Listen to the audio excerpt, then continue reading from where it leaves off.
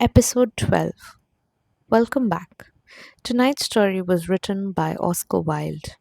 Best remembered for his wit, his plays, and the picture of Dorian Gray, Wilde also wrote a small collection of fairy tales that have quietly endured for well over a century.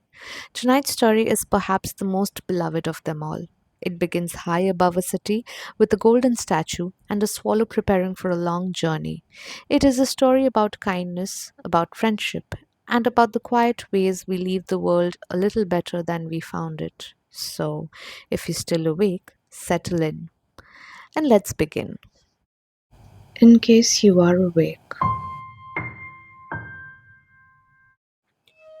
The Happy Prince.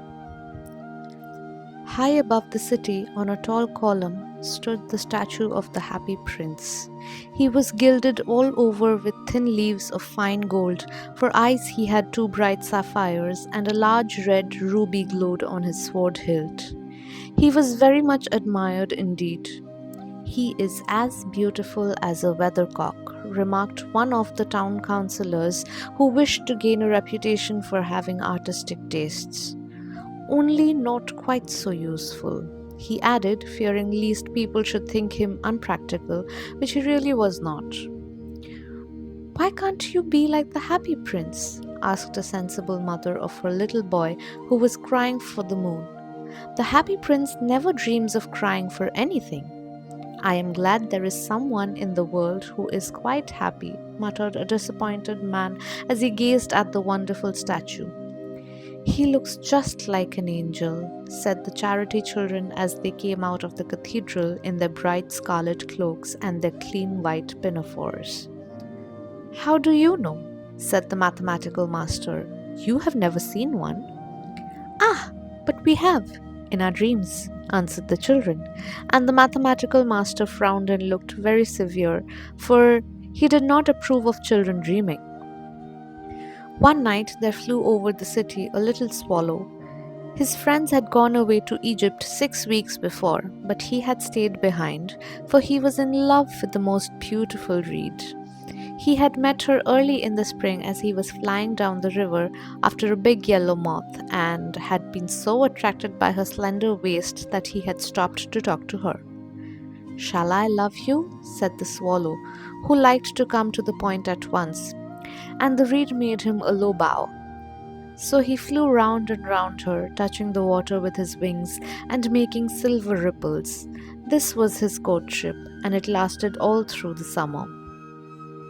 "It is a ridiculous attachment," twittered the other swallows. "She has no money and far too many relations." And indeed, the river was quite full of reeds. Then, when the autumn came, they all flew away. After they had gone, he felt lonely and began to tire of his lady love. "She has no conversation," he said, "and I am afraid that she is a coquette, for she is always flirting with the wind." And certainly, whenever the wind blew, the reed made the most graceful curtsies. "I admit that she is domestic," he continued, "but I love traveling, and my wife, consequently, should love traveling also. Will you come away with me?" he said finally to her, but the reed shook her head. She was so attached to her home. "You have been trifling with me," he cried. "I am off to the pyramids. Goodbye!" And he flew away. All day long he flew, and at night time he arrived at the city. "Where shall I put up?" he said. "I hope the town has made preparations." Then he saw the statue on the tall column. "I will put up there," he cried. "It is a fine position, with plenty of fresh air." So he alighted just between the feet of the Happy Prince. "I have a golden bedroom," he said softly to himself as he looked around, and he prepared to go to sleep. But just as he was putting his head under his wing, a large drop of water fell on him. "What a curious thing!" he cried. "There is not a single cloud in the sky, and the stars are quite clear and bright, and yet it is raining. The climate in the north of Europe is really dreadful. The reed used to like the rain, but that was merely her selfishness." Then another drop fell. "What is the use of a statue if it cannot keep the rain off?" he said. "I must look for a good chimney pot," and he determined to fly away. But before he had opened his wings, a third drop fell, and he looked up and saw. Ah! What did he see? The eyes of the happy prince were filled with tears, and tears running down his golden cheeks. His face was so beautiful in the moonlight that the little swallow was filled with pity. Who are you? He said. I am the happy prince. Why are you weeping then? Asked the swallow. You have quite drenched me. When I was alive and had a human heart, answered the statue, I did not know what tears were, for I lived in the palace of Sansi Suchi, where sorrow is not allowed to enter. In the daytime, I played with my companions in the garden, and in the evening, I led the dance in the great hall. Round the garden ran a very lofty wall, but I never cared to ask what lay beyond it. Everything about me was so beautiful. My courtiers called me the happy prince, and happy indeed I was, if pleasure be happiness. So I lived, and so I died. And now that I am dead, they have set me up here so high that I can see all the ugliness and all the misery of my city. And though my heart is made of lead, yet I cannot choose but weep. What? Is he not solid gold? Said the swallow to himself. He was too polite to make any personal remarks out loud. Far away, continued the statue in a low musical voice, far away in a little street there is a poor house. One of the windows is opened, and through it I can see a woman seated at a table. Her face is thin and worn, and she has coarse, red hands, all prickled by the needle, for she is a seamstress. She is embroidering passion flowers on a satin gown for the loveliest of the queen's maids of honor to wear at the next court ball. In a bed in the corner of the room, her little boy is lying ill. He has a fever and is asking for oranges. His mother has nothing to give him but river water, so he is crying. Swallow, swallow, little swallow, will you not bring her the ruby out of my sword hilt? My feet are fastened to this pedestal and I cannot move.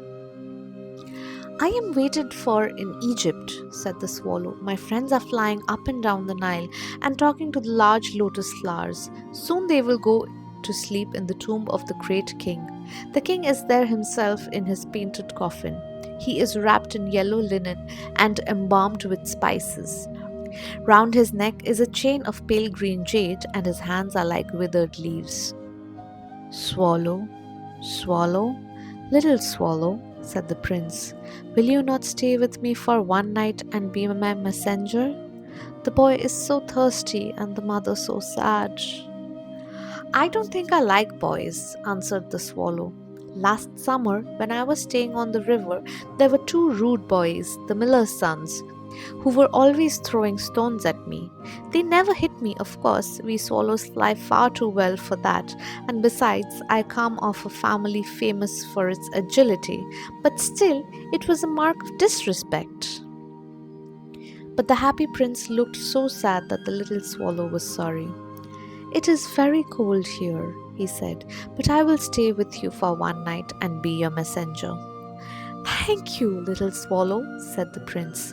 So the swallow picked out the great ruby from the prince's sword and flew away with it in its beak over the roofs of the town. He passed by the cathedral tower where the white marble angels were sculptured. He passed by the palace and heard the sound of dancing. A beautiful girl came out on the balcony with her lover. How wonderful the stars are, he said to her, and how wonderful is the power of love. I hope my dress will be ready in time for the state ball, she answered. I have ordered passion flowers to be embroidered on it, but the seamstresses are so lazy. He passed over the river and saw the lanterns hanging to the masts of the ships. He passed over the ghetto and saw the old Jews bargaining with each other and weighing out money in copper scales. At last he came to the poor house and looked in. The boy was tossing feverishly on his bed, and the mother had fallen asleep. She was so tired. In he hopped and laid the great ruby on the table beside the woman's thimble. Then he flew gently around the bed, fanning the boy's forehead with his wings. How cool I feel, said the boy. I must be getting better, and he sank into a delicious slumber. Then the swallow flew back to the happy prince and told him what he had done. It is curious, he remarked, but I feel quite warm now, although it is so cold. That is because you have done a good action, said the prince, and the little swallow began to think, and he fell asleep. Thinking always made him sleepy. When day broke, he flew down to the river and had a bath. What a remarkable phenomenon, said the professor of ornithology as he was passing over the bridge. A swallow in winter? And he wrote a long letter about it to the local newspaper. Everyone quoted it. It was full of so many words that they could not understand. Tonight I go to Egypt, said the swallow, and he was in high spirits at the prospect. He visited all the public monuments and sat a long time on top of the church steeple. Wherever he went, the sparrows chirruped and said to each other, What a distinguished stranger! So he enjoyed himself very much. When the moon rose, he flew back to the happy prince. Have you any commissions for Egypt? He cried. I am just starting. Swallow, swallow, little swallow, said the prince. Will you not stay with me one night longer? I am waited for in Egypt, answered the swallow. Tomorrow my friends will fly up to the second cataract. The river horse couches there among the bulrushes, and on a great granite throne sits the good Memnon. All night long he watches the stars, and when the morning star shines, he utters one cry of joy, and then he is silent. At noon, the yellow lions come down to the water's edge to drink. They have eyes like green beryls, and their roar is louder than the roar of the cataract. Swallow, swallow, little swallow, said the prince. Far away across the city, I see a young man in a garret. He is leaning over a desk covered with papers, and in a tumbler by his side there is a bunch of withered violets. His hair is brown and crisp, and his lips are red as a pomegranate, and he has large and dreamy eyes. He is trying to finish a play for the director of the theatre, but he is too cold to write any more. There is no fire in the grate, and hunger has made him faint. I will wait with you one night longer, said the swallow, who really had a good heart. Shall I take him another ruby? Alas, I have no ruby now, said the prince. My eyes are all that I have left. They are made of rare sapphires, which were brought out of India 1,000 years ago. Pluck out one of them and take it to him. He will sell it to the jeweler and buy food and firewood and finish his play. Dear prince, said the swallow, I cannot do that. And he began to weep. Swallow, swallow, little swallow, said the prince, do as I command you. So the swallow plucked out the prince's eye and flew away to the student's garret. It was easy enough to get in, as there was a hole in the roof.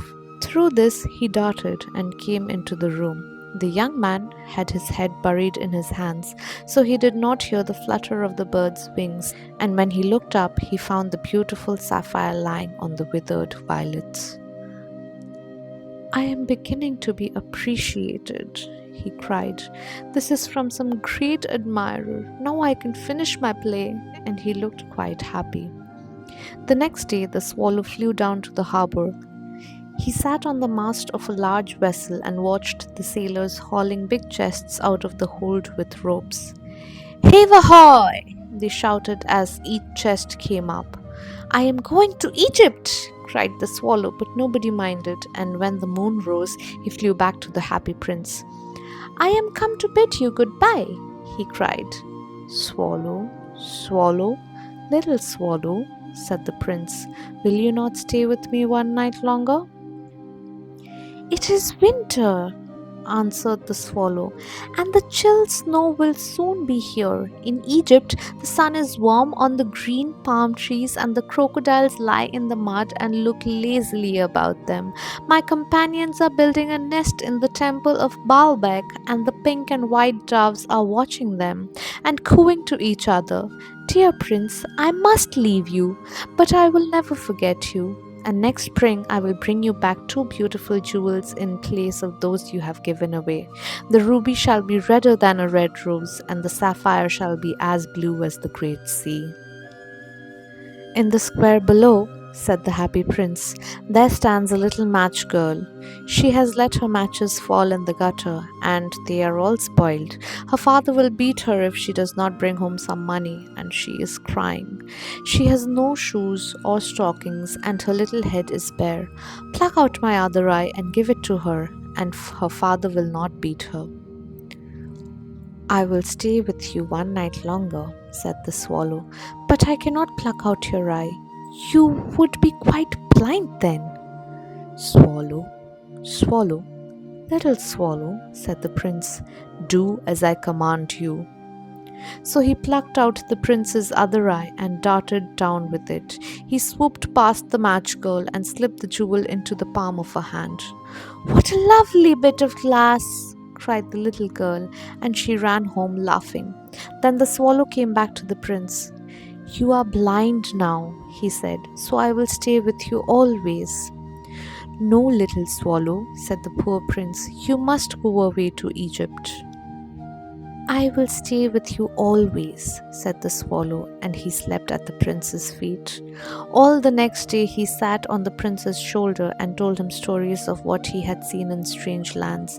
He told him of the red ibises who stand in long rows on the banks of the Nile and catch goldfish in their beaks, of the sphinx who is as old as the world itself and lives in the desert and knows everything, of the merchants who walk slowly by the side of their camels and carry amber beads in their hands, of the king of the mountains of the moon, who is as black as ebony and worships a large crystal, of the great green snake that sleeps in a palm tree and has 20 priests to feed it with honey cakes, and of the pygmies who sail over a big lake on large flat leaves and are always at war with the butterflies.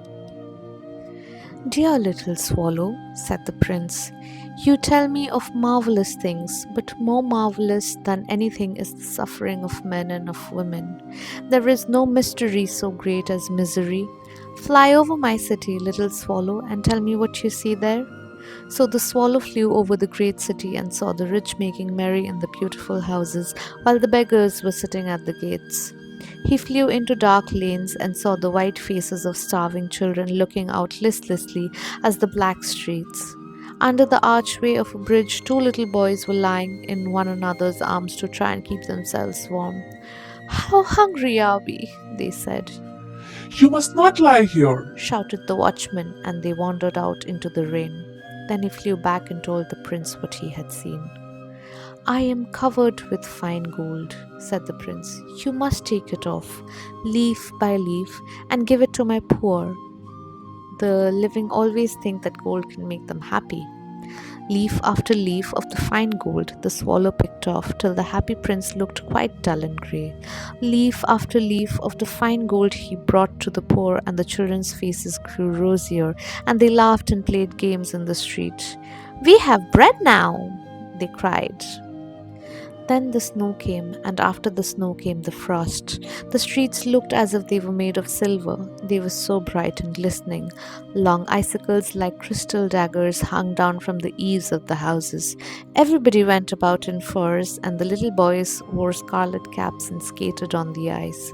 The poor little swallow grew colder and colder, but he would not leave the prince. He loved him too well. He picked up crumbs outside the baker's door when the baker was not looking and tried to keep himself warm by flapping his wings. But at last he knew that he was going to die. He had just strength to fly up to the prince's shoulder once more. "Goodbye, dear prince," he murmured. "Will you let me kiss your hand?" "I am glad that you are going to Egypt at last, little swallow," said the prince. "You have stayed too long here, but you must kiss me on the lips, for I love you." "It is not Egypt that I am going," said the swallow. "I am going to the house of death. Death is the brother of sleep, is he not?" And he kissed the happy prince on the lips and fell down dead at his feet. At that moment, a curious crack sounded inside the statue as if something had broken. The fact is that the leaden heart had snapped right in two. It certainly was a dreadfully hard frost. Early the next morning, the mayor was walking in the square below in the company with the town councillors. As they passed the column, he looked up at the statue. Dear me, how shabby the happy prince looks, he said. How shabby indeed, cried the town councillors, who always agreed with the mayor, and they went up to look at it. The ruby has fallen out of his sword, his eyes are gone, and he is golden no longer, said the mayor. In fact, he is little better than a beggar. Little better than a beggar, said the town councillors. And here is actually a dead bird at his feet, continued the mayor. We must really issue a proclamation that birds are not to be allowed to die here. And the town clerk made a note of the suggestion. So they pulled down the statue of the happy prince. As he is no longer beautiful, he is no longer useful, said the art professor at the university. Then they melted the statue in a furnace, and the mayor held a meeting of the corporation to decide what was to be done with the metal. We must have another statue, of course, he said, and it shall be a statue of myself. Of myself, said each of the town councillors, and they quarrelled. When I last heard of them, they were quarrelling still. What a strange thing, said the overseer of the workmen at the foundry. His broken lead heart will not melt in the furnace. We must throw it away. So they threw it on a dust heap where the dead swallow was also lying. Bring me the two most precious things in the city, said God to one of his angels, and the angel brought him the laden heart and the dead bird. You have rightly chosen, said God, for in my garden of paradise this little bird shall sing for evermore, and in my city of gold the happy prince shall praise me. That was The Happy Prince by Oscar Wilde. More than a century after it was first published, this story continues to remind us that compassion rarely asks for recognition. The prince gives away everything that once made him admired. The swallow postpones the journey he had long dreamed of taking. Neither expects a reward, and perhaps that's why the kindness feels so timeless. Some stories leave us with answers, others simply invite us to look at the world a little differently. Thank you for spending part of your evening with me. The next story arrives next Friday at 9 p.m. IST. Until then, good night.